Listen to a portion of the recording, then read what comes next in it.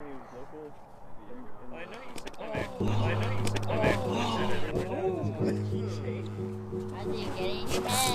my friend Chelsea was right. I was getting into my head, and it was keeping me from sending this climb. This boulder problem is called JBMFP. It is a V5, and it is located at Joshua Tree. Now, let's go over some of the attempts, and I'll share with you guys in detail what I've learned.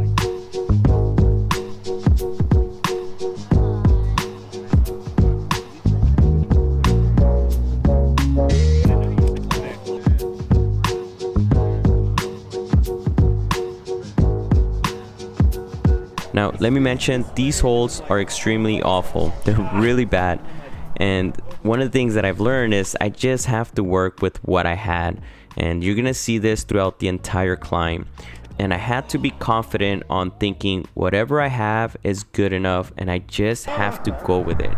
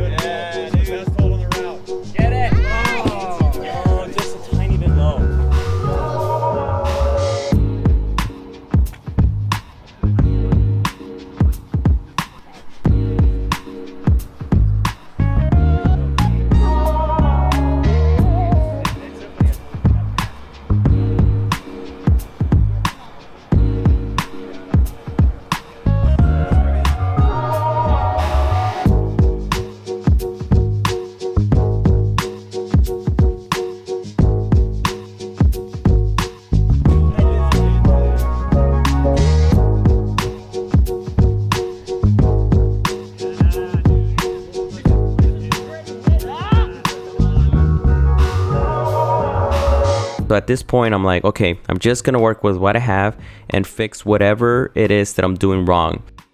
Now, there were some obvious mistakes, like this mistake here that I made.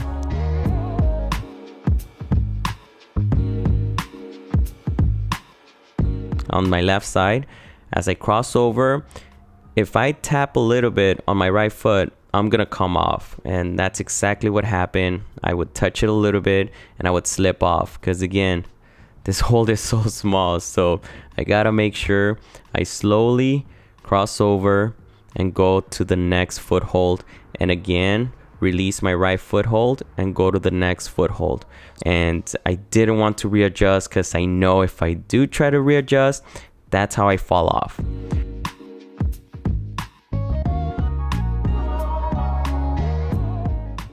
Now, at this point, one of the subtleties that has helped me so much is to readjust slightly my left hand, so I can press down with my thumb and pull in with my fingertips, so I can bring over my left foot to this hold here.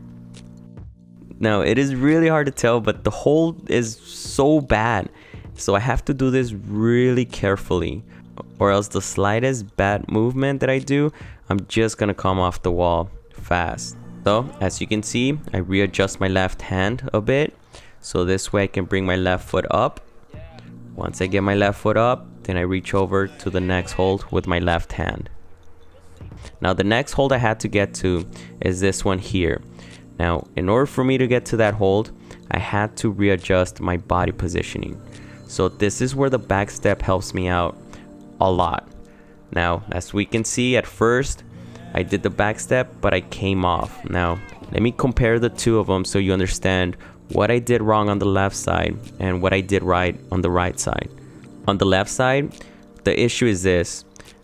When I positioned myself on the back step, I went right away to the next hold without making sure that I was locked in with these two footholds so I can reach over to the next hold. So since I wasn't locked in, I came off quickly. Now on the right side, it's really obvious what I do. You're gonna tell right away. My goal is to bring my center of gravity as close as I can to the wall and above these two footholds here.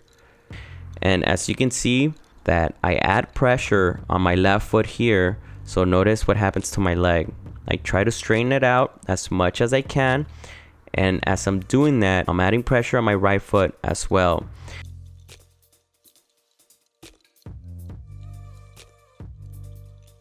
So once I get that locked in, then I reach over to this hold. Now awesome, now you understand why this climb was getting in my head. There was so much details involved, and any slightly movement I do wrong, it keeps me from sending the climb. So I would either overthink this climb, or I would try to rush the climb. And another thing is the height. It is pretty tall. It is a tall climb, and you come down right away when you do something wrong. So it really does get in your head.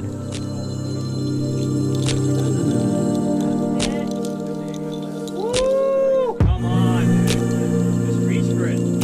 Woo! Come on, baby. Come on. Now at this point, this is the first time I've gotten this far up on this climb. And let me tell you something, fear started kicking in.